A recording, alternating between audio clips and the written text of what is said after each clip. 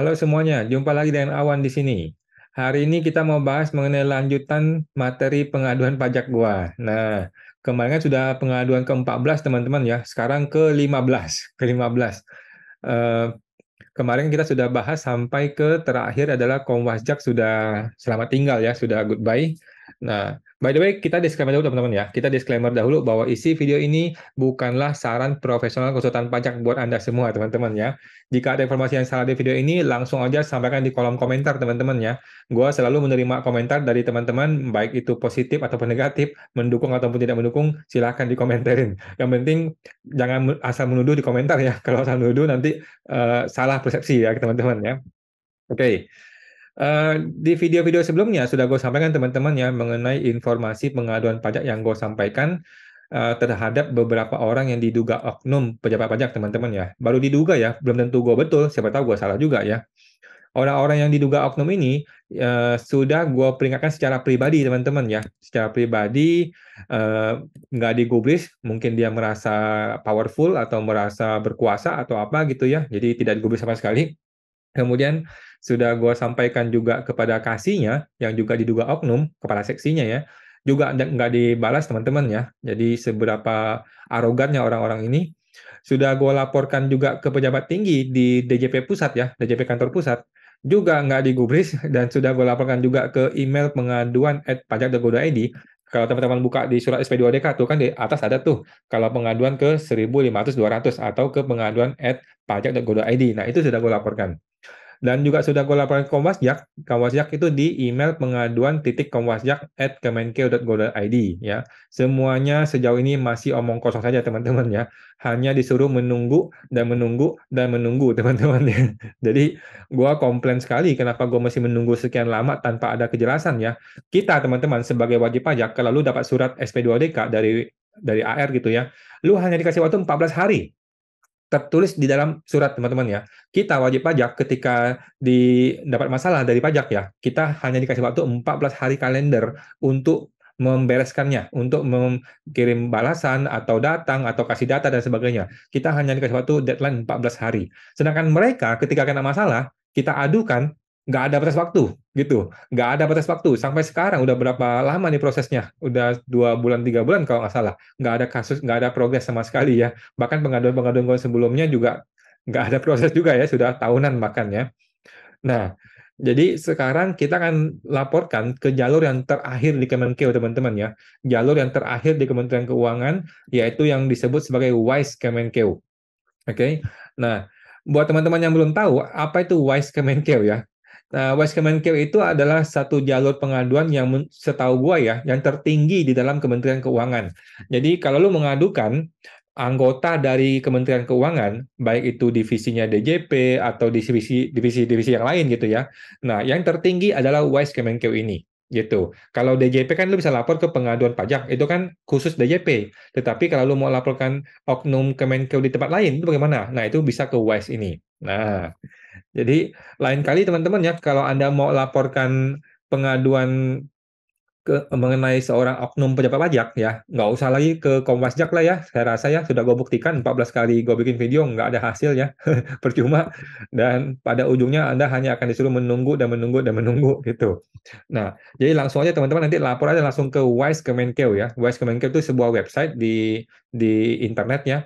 Karena inilah level pengaduan yang tertinggi gitu. Atau lu bisa lapor ke Kidsda. Ternyata aku belum tahu nih teman-teman hari ini ya dari podcast gue yang kemarin ya, podcast gue yang hari ini sebenarnya ya, podcast gue yang pertama dengan teman gitu ya. Nanti akan gue publish di hari berikutnya bahwa ada satu direktorat namanya Direktorat Kidsda ya, Direktorat Kepatuhan Internal dan Transformasi Sumber Daya Aparatur.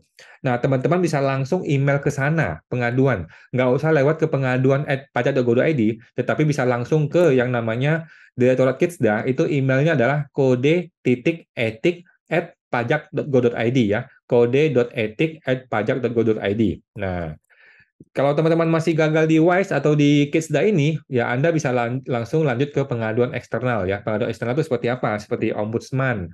Jadi kalau WISE ini ternyata nggak digubris juga, segitu powerfulnya si oknum itu, bahkan nggak bisa disentuh oleh Kemenkeu Kemenkeu yang di atas ya. Ya udah, kita keluar. kita keluar dari Kemenkeu, kita masuk ke Ombudsman.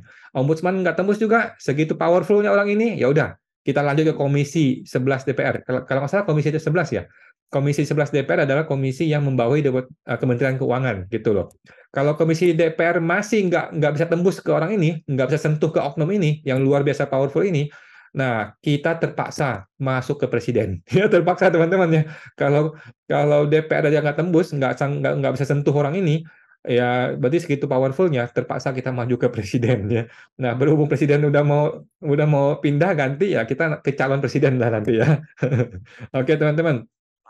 Jadi di video ini gue akan langsung sampaikan tutorial untuk cara laporin ke Wise Kemenkeu teman-teman ya. Wise Kemenkeu. By the way teman-teman, kita masih paham ya, ini kan namanya pengaduan ya, pelaporan, belum tentu kita yang benar ya, bisa aja kita yang salah, orang lain yang benar gitu. Jadi kita hanya menduga saja dan kita ingin ini diproses gitu. Kita ingin ini diproses dan masyarakat tahu hasilnya gitu loh. Bukan cuman sekedar menunggu dan menunggu dan menunggu yang nggak ada hasilnya gitu. Dan jangan sampai negara itu membiarkan sebuah proses pengaduan gara-gara ini kecil terus nggak digubris gitu loh. Jangan sampai nunggu viral baru digubris. Jangan sampai nunggu ada orang mati baru digubris. Jangan sampai nunggu orang dipukul sampai masuk rumah sakit baru deh para menteri datang, sampai para kementerian datang semua sampai untuk minta maaf dan sebagainya gara-gara sudah viral, gara-gara sudah ada orang yang masuk rumah sakit, gara-gara ada orang sudah meninggal. Jangan sampai gitu teman-teman ya. Gue harapkan teman-teman di Kemenkeu sekecil apapun yang namanya rakyat itu, masyarakat itu ketika ada aduan harus langsung diproses dan langsung cepet gitu loh. Jangan dilempar sana lempar sini dan nggak diproses akhirnya gitu teman-teman ya. Oke, sekarang aku akan share screen. Kita akan langsung tutorial cara laporin oknum ke Kemenkeu ya, ke Wise Kemenkeu. Jadi buat teman-teman yang belum tahu, Wise Kemenkeu ini adalah satu tempat untuk kita mengadukan oknum ya, mengadukan oknum yang menurut kita salah teman-teman ya. Menurut kita salah, tapi kan belum tentu salah juga. Oke. Nah, ini adalah alamat emailnya, Wise Kemenkeu ya. Jadi wise.kemenkeu.go.id adalah tempat kita untuk mengadukan pejabat publik di lingkungan Kementerian Keuangan, teman-teman ya. wise.kemenkeu.go.id. Nah, gue sudah bikin akun di sini ya. Gue sudah bikin akun, nama akun adalah Pancasila Kelima ya, teman-teman ya. Jadi, gue sudah lama bikin akun sih. Sudah lama gue bikin akun, gue jadi whistleblower juga di sini. Nama akunnya Pancasila Kelima. Apa itu Pancasila Kelima? Kalau nggak salah ya, keadilan sosial bagi seluruh rakyat Indonesia. Sebenarnya sih bangsa ini tuh sudah dibikin dengan benar teman-teman ya. Negara ini tuh sudah dibikin oleh Bapak pendiri bangsa tuh sudah betul gitu loh. Pancasila itu sudah betul. Itu salah satunya adalah yang ini, yang kelima ya. Keadilan sosial bagi seluruh rakyat Indonesia. Kalau nggak salah itu ya Pancasila kelima ya. Kita masuk teman-teman. Nah, jadi selamat datang di Whistleblowing System ya. Whistleblowing System adalah aplikasi yang disediakan oleh Kementerian Keuangan bagi Anda yang memiliki informasi dan ingin melaporkan suatu perbuatan berindikasi pelanggaran yang terjadi di lingkungan Kementerian Keuangan Republik Indonesia. Anda tidak perlu khawatir terungkapnya identitas diri Anda karena Kementerian Keuangan akan merahasiakan identitas diri Anda sebagai whistleblower. Okay? Kementerian Keuangan menghargai informasi yang Anda laporkan. Fokus kami kepada materi informasi yang Anda laporkan. Oke, teman-teman. Kata-kata yang sangat-sangat indah, kalimat-kalimat yang sangat-sangat indah, kita tinggal tunggu realisasinya, teman-teman ya. Nah, unsur pengaduan, apa yang bisa Anda adukan mengenai oknum ini ya? Pertama, perbuatan berindikasi pelanggaran yang diketahui. Where? Oh, yang Anda mesti laporkan ya. Di mana perbuatan tersebut dilakukan, kapan terjadinya, siapa saja yang terlibat dalam perbuatan tersebut, dan bagaimana kejadiannya. Oke. Kerahasiaan pelapor.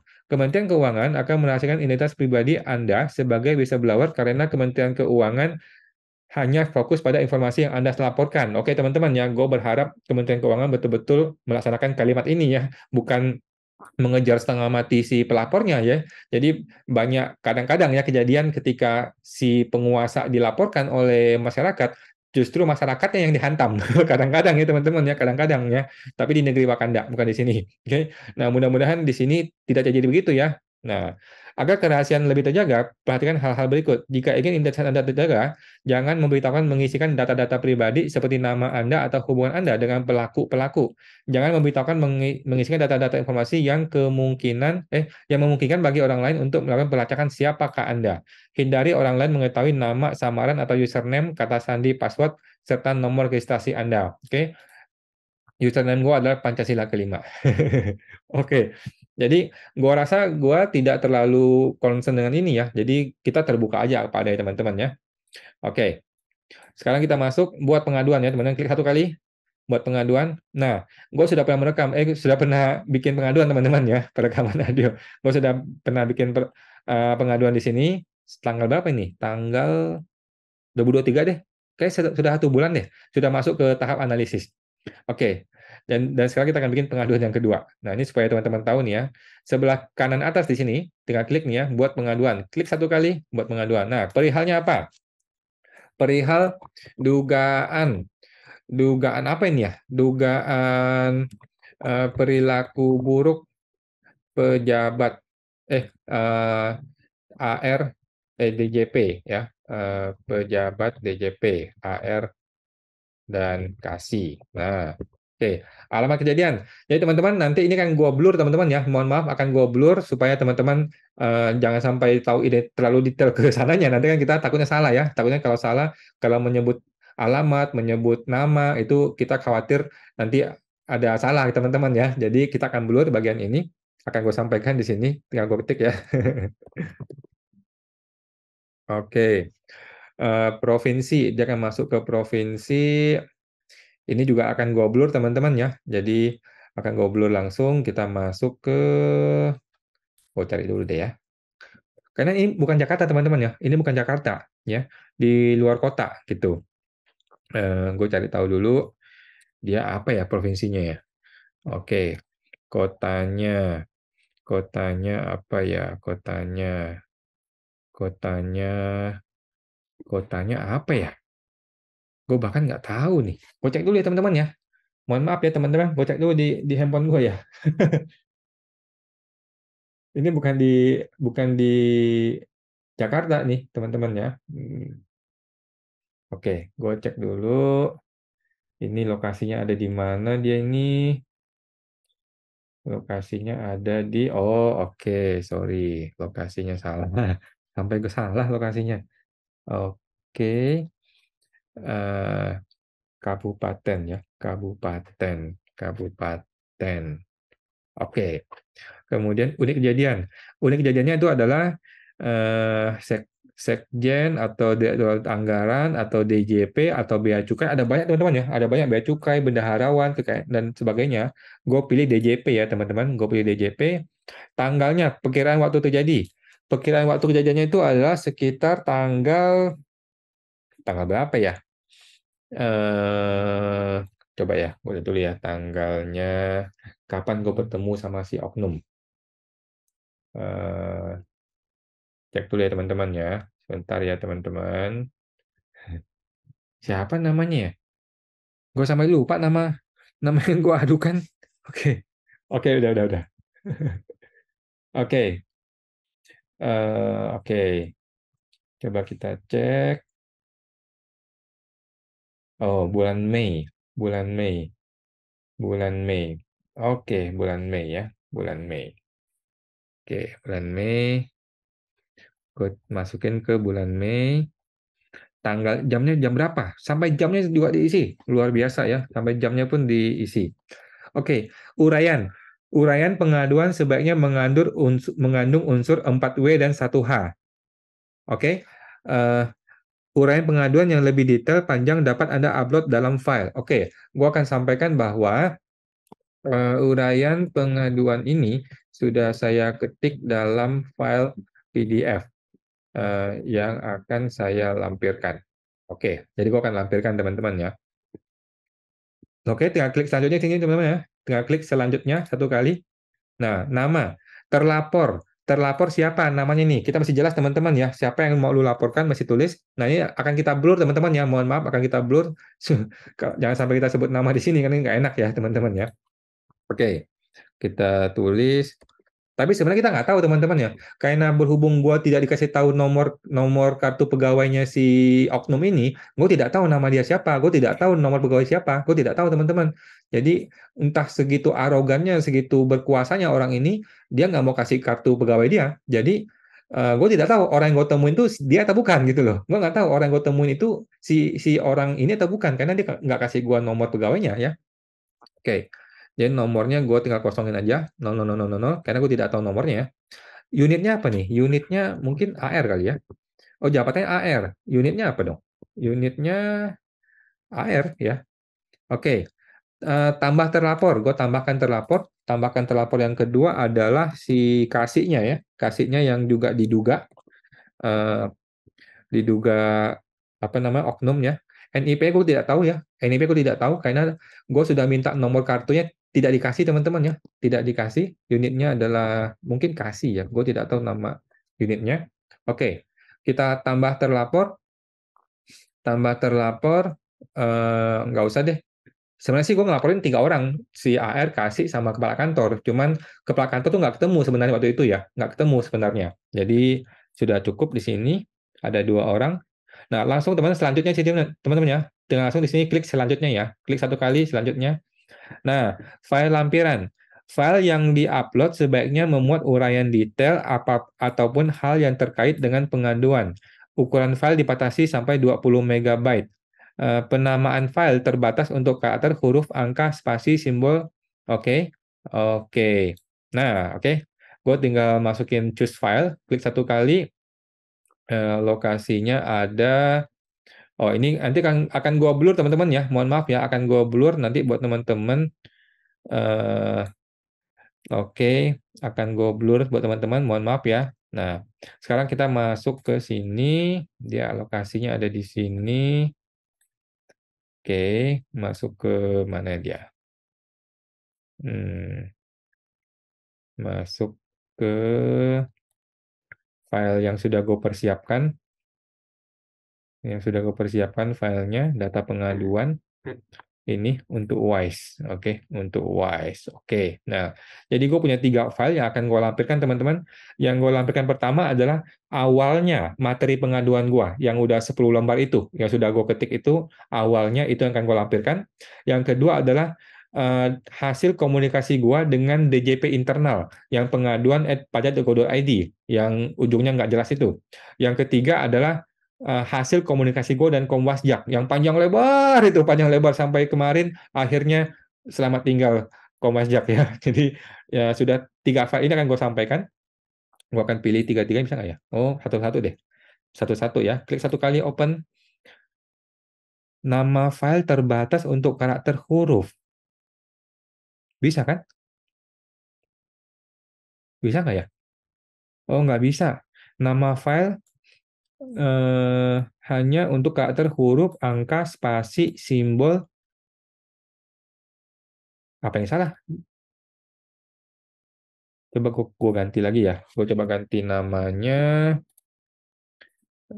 rename, supaya nggak usah ada koma ya.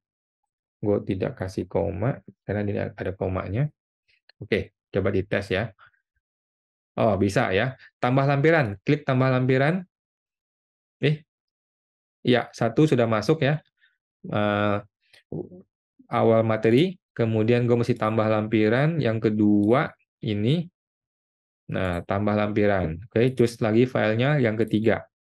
Tambah lampiran. Oke, ada 3 lampiran yang gue masukkan. Oke, ini tinggal klik buat pengaduan teman-teman ya. Klik buat pengaduan di sini kanan. Oke, sudah masuk nih. Sudah masuk teman-teman ya. Sudah masuk submitted ya teman-teman. Statusnya sudah submitted teman-teman di sini ya. Sudah submitted statusnya di sini. Kalau Anda mau lihat di sini tinggal klik di sini 1 kali. Klik detail di sini, klik 1 kali. Nah, ini dia teman-teman ya. Nah, ini sudah ada detailnya. Nama nomor register ya teman-teman yang paling penting ya. Yang paling penting nomor register. Anda sudah dapat nomor register. Ini paling penting ya. Jadi nanti kita akan men-tracking bagaimana prosesnya dari nomor register ini. Statusnya submitted, sumbernya dari web, perihalnya dugaan perilaku buruk ya, KPP-nya ini. Nah, provinsi apa, tanggalnya, kira-kira kapan. Nah, uraian sudah aku sampaikan. Nah, ini adalah oknumnya, kemudian lampirannya, ada 3 lampiran, sudah gue masukin. Statusnya draft. Nanti akan ada status analisis, teman-teman ya. Akan ada status analisisnya bagaimana, kemudian prosesnya bagaimana, akan terlihat di sini. Nah, inilah yang kita tunggu, teman-teman. Inilah yang kita harapkan ada sistem seperti ini. Jadi, nggak kayak kemarin, di kaum wajah kemarin kan, dia cuma bilang, sudah kami sampaikan. Mana bukti lu sudah sampaikan? Nggak ada bukti kan? Atau kami sudah komunikasikan, mana bukti sudah komunikasikan? Nggak jelas, teman-teman ya. Nah, kalau di sini jelas nih. Kalau di sini tuh ada tahap-tahapnya. Sekarang baru draft, besok akan masuk, kemudian akan ada analisis, kemudian akan ada status sudah boleh diproses dan ada status dan sebagainya sebagainya. Jadi kita bisa tracking gitu teman-teman. Kita sebagai pengadu bisa tracking, bisa tahu oh ini kasus sudah sampai mana sih proses pengaduannya gitu teman-teman. Oke teman-teman, ini simpel sekali teman-teman ya. Ini sangat simpel sekali. Kita tinggal tadi sudah lapornya gitu doang sih. Sesimpel itu sih ya. Kalau ini, kalau Wise, oke. Nah, sekarang kita tunggu teman-teman ya. Nanti kalau ada proses dari Wise akan langsung gua sampaikan kepada teman-teman semua. Oke. Sekarang gue mau bahas mengenai reformasi pajak nih. Mau dibawa kemana nih? Oke. Wahai Ibu Sri Mulyani, wahai Bapak Presiden Jokowi, mungkin kalau lagi sempat boleh nonton video ini ya. Nah, dalam 10 tahun pemerintahan terakhir ya, dalam 10 tahun pemerintahan terakhir Pak Jokowi, Ibu Sri Mulyani, dalam bidang perpajakan, ya kita boleh acungin jempol teman-teman ya, acungin 2 jempol, kalau perlu 3 jempol, 4 jempol gitu ya. Kita sudah melihat banyak sekali perkembangan teman-teman. Kalau nggak ada Ibu Sri Mulyani sih nggak selamat loh negara ini.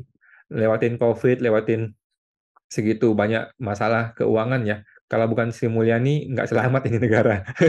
Oke. Nah, reformasi perpajakan itu di bidang, terutama di bidang keterbukaan informasi data wajib pajak ya. Data wajib pajak ya teman-teman ya. Terbuka, hampir semua terbuka. Data keuangan, data data saham, data hampir semua itu sudah terbuka semua sekarang ya. Buktinya apa? Buktinya penerimaan negara cukup tinggi teman-teman ya. Penerimaan negara dari tahun ke tahun selalu mencapai penerimaan all time high, artinya tertinggi sepanjang masa, teman-teman. Kalau nggak salah udah 2 tahun berturut-turut ya, kalau nggak salah ya, udah 2 tahun berturut-turut penerimaan negara kita tuh adalah yang tertinggi sepanjang masa. Ya luar biasa ya. Dan kemarin ada program PPS kan, tahun lalu ada program PPS, program pengungkapan sukarela seperti teks amnesti gitu, itu juga luar biasa membludak ya. Banyak sekali orang yang lapor harta entah dari mana itu harta wajib pajak kita ini luar biasa ya.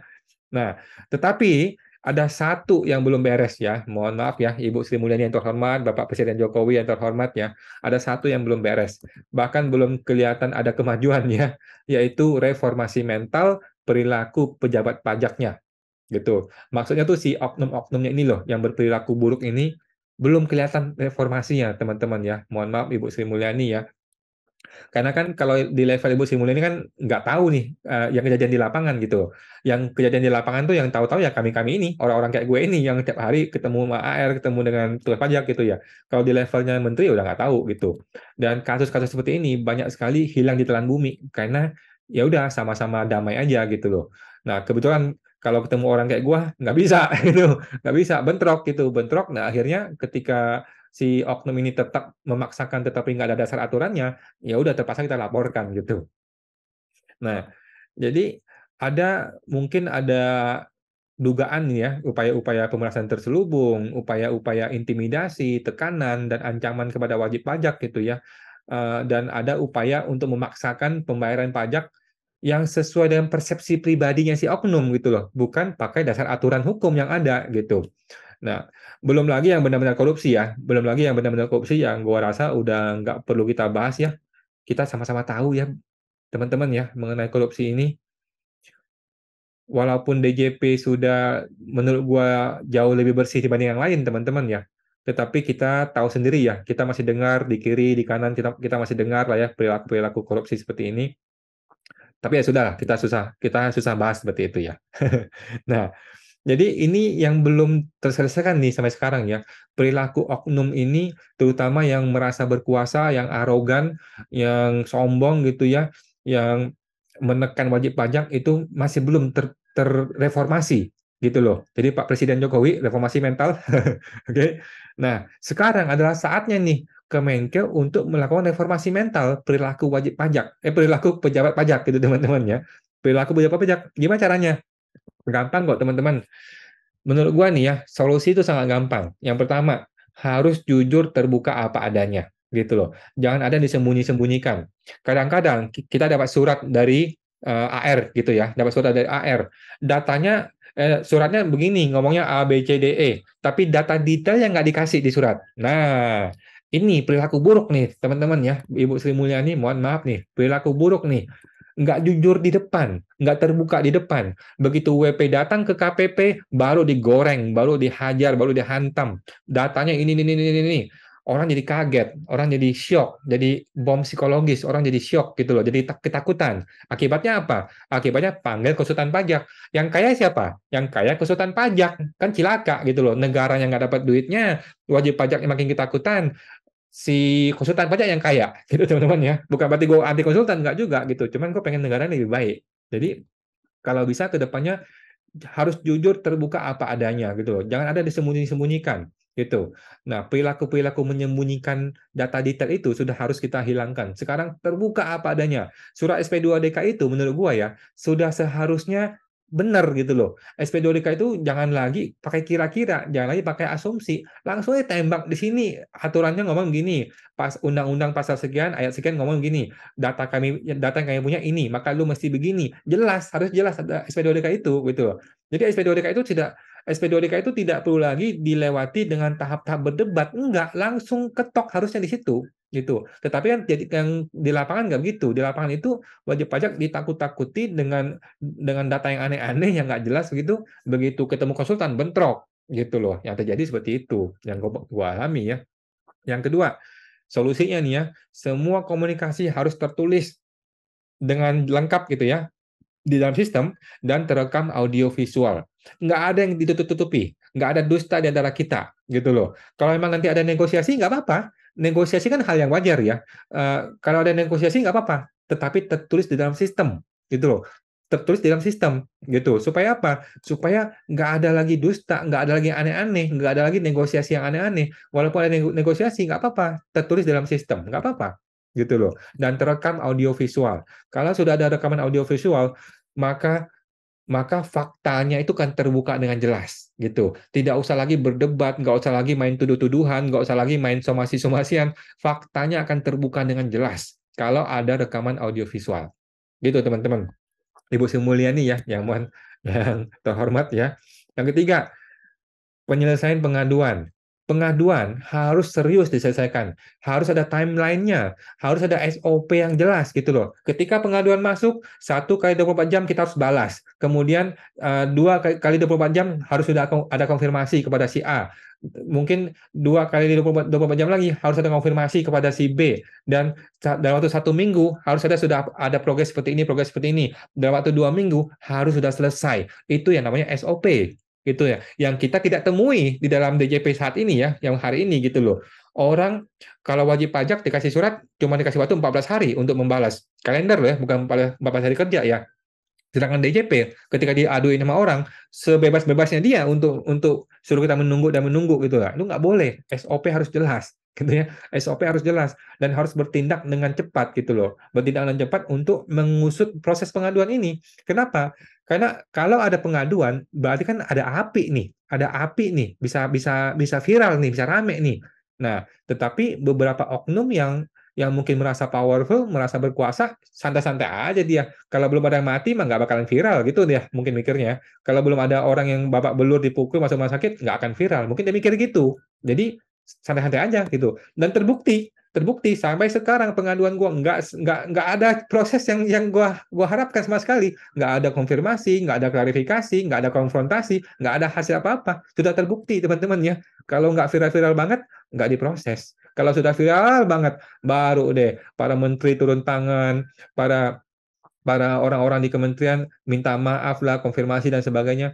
Nggak perlu begitulah. Kalau bisa jangan begitu, teman-teman ya di Kementerian Keuangan. Kalau bisa setiap ada pengaduan sekecil apapun langsung diselesaikan secepat mungkin sampai beres. SOP-nya harus jelas. Gitu. Oke. Yang keempat, utamakan persuasif, keramahan, pelayanan dan sopan santun. Gitu. Kita ini kan negara yang sopan sebenarnya. Kita negara yang sopan, tetapi perilaku-perilaku oknum ini justru membuat wajib pajaknya nggak sopan gitu loh. Justru membuat orang-orang seperti gua jadi nggak sopan gitu loh. Gua kan orang sopan sebenarnya. Gua ini sebenarnya orang sopan, santai gitu. Tapi kalau ketemu oknum yang perilakunya buruk, gua jadi nggak sopan. Nah, karena gua jadi nggak sopan, dia mencap gua sebagai konsultan yang nggak sopan gitu loh. Padahal dia yang memulai, dialah yang memulai perilaku yang buruk itu, gitu teman-teman. Nah, oke. Jadi itu yang gua harapkan dari Kemenkeu, kalau mau sekarang lah reformasi pajak gitu ya, sebelum presiden baru, sebelum ganti menteri lagi, ya kalau bisa sekarang diperbaiki, diperbaiki gitu loh. Oke. Nah, katanya sih yang gue dengar-dengar ya, DJP sedang membuat sebuah aplikasi di mana kita namanya apa ya? Kalau nggak salah aplikasi siap, kalau nggak salah apa namanya gitu deh. Aplikasi di mana setiap proses SP2DK akan terekam di dalam sistem dan bisa dibaca bersama-sama antara wajib pajak dengan si petugas pajak. Nah, ini kita tunggu-tunggu teman-teman. Ini kita tunggu-tunggu ya. Dan gua harapkan juga ada rekaman audio visual. Jangan cuma tertulis tetapi audio visual. Kalau kita ingat ya, di Amerika yang namanya polisi itu ya, polisi itu kan ada rekaman di dadanya gitu, dan itu bukan dia yang mengendalikan, rekaman itu dikendalikan oleh kantor pusat. Nah, sehingga yang kita ingat tuh banyak kejadian polisi melakukan pelanggaran tuh terekam teman-teman ya, terekam di dalam kamera kamera polisinya. Nah, kita berharap ada hal seperti ini di DJP gitu loh. Ada yang seperti ini gitu. Kalau mungkin dirasa mahal untuk mengadakan kameranya, nggak usah pakai kamera, suruh wajib pajak yang rekam. Beres toh. Kan wajib pajak pasti punya punya kamera dong. Nah, kalau AR nggak punya kamera, nggak punya handphone, nah si wajib pajak yang punya handphone. Jadi si wajib pajak bikinlah aturan wajib pajak wajib merekam, kan beres. Gitu loh. Nah, wajib pajak pasti punya handphone dong. Nah, direkam nanti dengan upload ke dalam sistemnya DJP online. Gitu, teman-teman ya. Jadi, kalau semuanya transparan, kalau semuanya terbuka, maka Pancasila kelima mungkin akan bisa lebih maju lagi gitu teman-teman ya. Kalau menunggu sempurna mungkin masih jauh, tetapi akan lebih lebih mendekati lah gitulah teman-teman ya. Oke, itu teman-teman yang gua pahami ya sejauh ini. Ini sudah ke-15 pengaduan gua, sekarang sudah masuk ke Wise Kemenkeu, kita lihat mudah-mudahan Wise Kemenkeu betul-betul ada tindak lanjut yang nyata teman-teman ya. Kalau enggak ya sudah, kita sudah hopeless, sudah pupus harapan sama Kemenkeu, terpaksa kita keluar, mungkin bisa ke Ombudsman, bisa ke DPR dan sebagainya, kita nggak tahu. Ya, yang namanya kita berusaha teman-teman ya. Ini kan negara demokrasi ya. Negara demokrasi kita harus ikuti hukum, harus ikuti aturan gitu. Kalau emang masih ada langkah yang bisa kita tempuh, kita akan tempuh gitu teman-teman ya. Nah, West Kemenkeu ini adalah tempat yang sangat-sangat gua harapkan bisa memberikan keadilan bagi kita semua dan belum tentu kita salah, belum tentu kita betul teman-teman ya. Yang namanya pengadu belum tentu betul, bisa aja kita salah gitu ya. Kita kan manusia ya. Manusia itu bisa salah, bisa betul gitu. Kalau gua salah, gua minta maaf. Kalau dia salah, dia minta maaf gitu. Sesimpel itu kok teman-teman ya sebenarnya ya. Dan ingat lagi, sekali lagi gua sampaikan disclaimer teman-teman bahwa niat gua pengaduan ini bukan untuk menghukum teman-teman ya. Gua tidak berniat untuk menghukum orang, gue tidak kenal secara pribadi dengan orang tersebut, gue juga tidak ada musuhan pribadi, dia bukan musuh saya gitu. Tapi niat gue sepenuhnya adalah untuk bangsa dan negara ini, untuk reformasi perpajakan yang lebih baik gitu loh teman-teman ya. Nah, cuman kadang-kadang ada beberapa oknum yang mungkin sudah terbiasa, sudah puluhan tahun nyaman di kondisi dia ya, nyaman dalam kondisi dia super power, superior, dia merasa berkuasa, dia merasa hebat, merasa arogan gitu ya, sehingga orang-orang seperti kita ini santai-santai aja dia, nggak digubris gitu loh ya. Jadi kalau nggak viral-viral amat, ya dia santai-santai aja. Dia yakin ini nggak akan diproses atau apa gitu ya. Dia yakin ini nggak bakalan uh, maju kemana-mana gitu ya. Dan sudah terbukti sampai sekarang ya. Bahkan kaum Wasjak tidak berani sentuh orang ini gitu. Lebih hebat dari KPK nih orang ini. Tapi kita tunggu teman-teman. Kita tunggu Wise Kemenkeu. Mudah-mudahan ada progres dan akan gue sampaikan ke teman-teman semua supaya ini terbuka untuk umum, supaya ada edukasi untuk masyarakat bagaimana sih perjalanan pengaduan itu bagi masyarakat luas gitu teman-teman ya. Oke, sampai jumpa teman-teman.